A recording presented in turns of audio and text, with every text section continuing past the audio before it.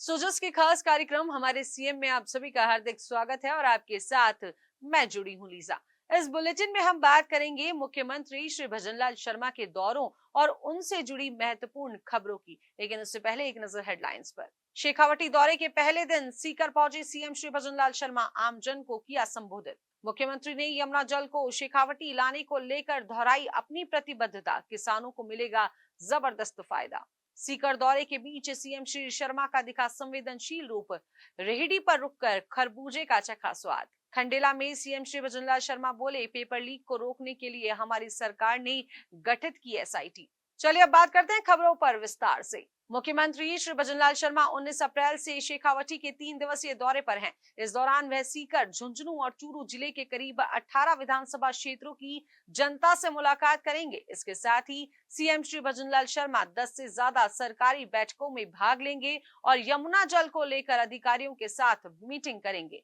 दौरे के पहले दिन मुख्यमंत्री श्री भजनलाल शर्मा का सीकर की अलग अलग विधानसभा क्षेत्रों में भव्य स्वागत किया गया। श्री माधोपुर, खंडेला और दाता रामगढ़ विधानसभा के बाद सीएम नीम का थाना पहुंचे। दौरे के बीच सीएम श्री भजनलाल शर्मा ने बाजौर से पहले रेहड़ी पर रुककर खरबूजे का स्वाद चखा और खरबूजे बेचने वाले किसान से उसका हालचाल भी जाना।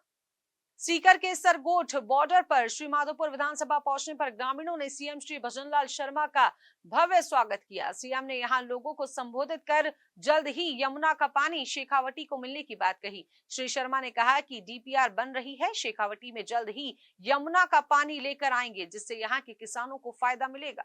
सीकर की खंडेला विधानसभा में भी सीएम का भव्य स्वागत हुआ। यहां लोगों को संबोधित करते हुए श्री भजनलाल शर्मा ने कहा कि शेखावटी का बेटा देश की सरहद पर ड्यूटी करता है और यहाँ का किसान खेत में मेहनत करके लोगों के लिए अनाज पैदा करता है। मुख्यमंत्री ने खंडेला में भी यमुना का पानी शेखावटी लाने की प्रतिबद्धता दोहराई। इसके साथ ही उन्होंने कहा कि सरकार बिजली पानी की समस्याओं को खत्म करने के लिए तेजी से काम कर रही है। सीएम ने ये भी कहा कि हमारी सरकार बनने के बाद पेपर लीक को रोकने के लिए हमने एसआईटी का गठन किया। मैं आपको कहना चाहता हूँ, राजस्थान की पहली समस्या पानी थी। उस पानी की समस्या को देखते हुए हमने पूरे राजस्थान का मैप बनाया और उसके आधार पर हम काम कर रहे हैं। और उसी के आधार पर हम काम किया है तो बिजली के क्षेत्र में भी सबसे पहले 2,24,000 करोड़ रुपए के केंद्र के सहयोग से हमने एमओयू किया और उसमें मैं कहना चाहता हूं, हमने वायदा किया है किसान से कि 2027 में हम किसान को दिन में बिजली देने का काम करेंगे, दिन में बिजली देने का काम करेंगे।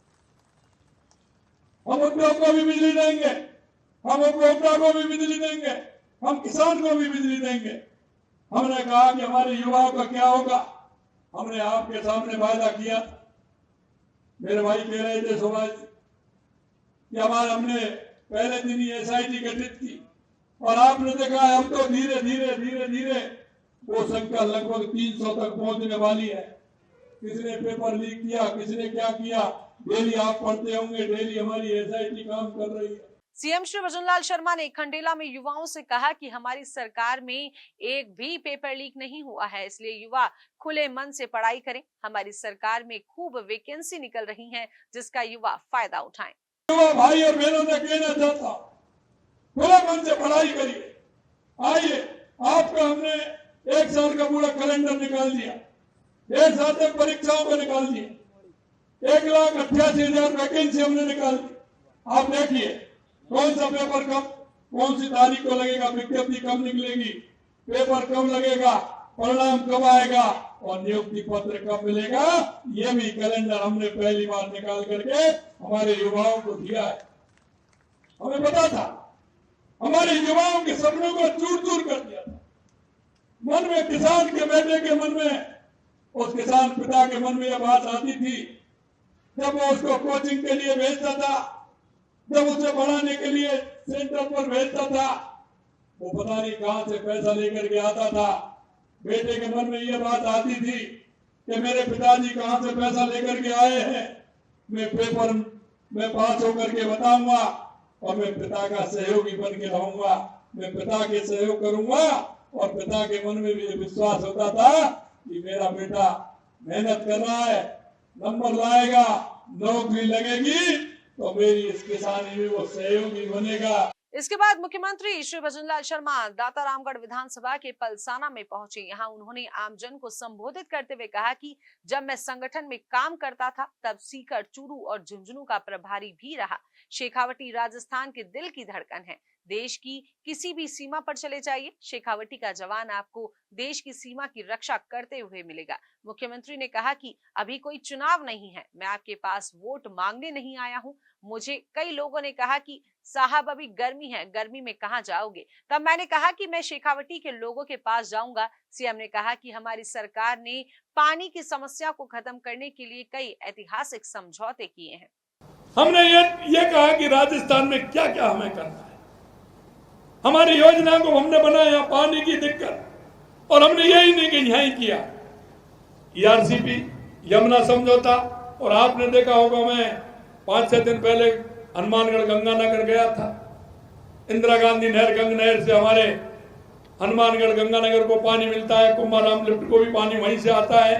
आगे हमारा बीकानेर जाता है, जैसलमेर, फलौदी, जोधपुर, बाड़मेर तक पानी उसका जाता है। हमने कहा उसको भी देखना चाहिए। हम पंजाब से लेकर के हरिके बैराज से लेकर के मल्ले वाला, पल्ले वाला, लोहार सभी से आकर के हमने पूरा देखा।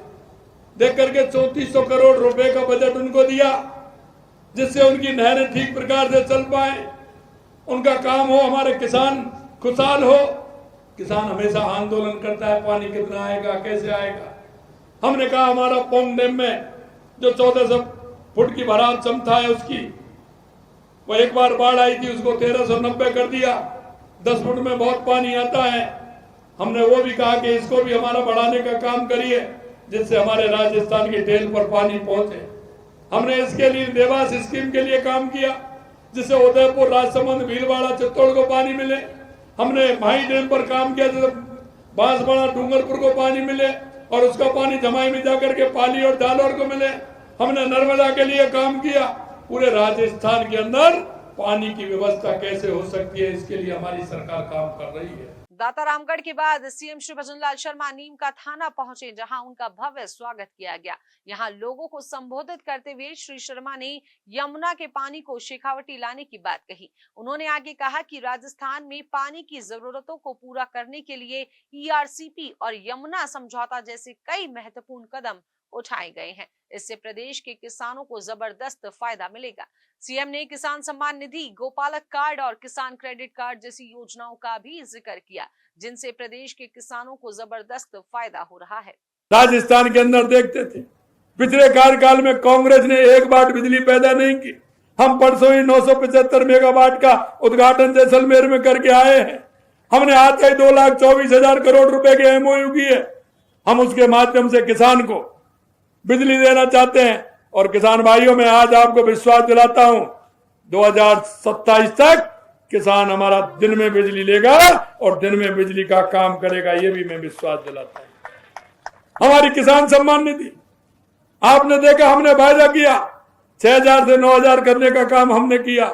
अभी भूमि विकास बैंक का हमारे सुभाष महिला जी बता रहे थे, किसान को उसका भी लाभ हम दे रहे हैं। यही नहीं, हमने किसान के लिए क्रेडिट कार्ड के अलावा गोपालक कार्ड भी हमने लागू किया है। सीएम श्री भजनलाल शर्मा लगातार प्रदेश की विधानसभाओं का दौरा कर रहे हैं और आमजन को कई बड़ी सौगातें दे रहे हैं। इसी क्रम में उनका शेखावटी का दौरा काफी महत्वपूर्ण माना जा रहा है। अपने इस दौरे के दौरान सीएम श्री शर्मा आमजन की समस्याओं को सुनकर मौके पर ही उनका समाधान करवा रहे हैं। इसके साथ ही यमुना जल को शेखावटी लाने को लेकर भी मुख्यमंत्री की प्रतिबद्धता दिख रही है। सुजस के खास बुलेटिन हमारे सीएम में फिलहाल के लिए इतना ही। फिर मिलेंगे नई खबरों के साथ में। हमारे चैनल को लाइक करें, शेयर करें और सब्सक्राइब करना बिल्कुल ना भूलें। मुझे दीजिए इजाजत। नमस्कार।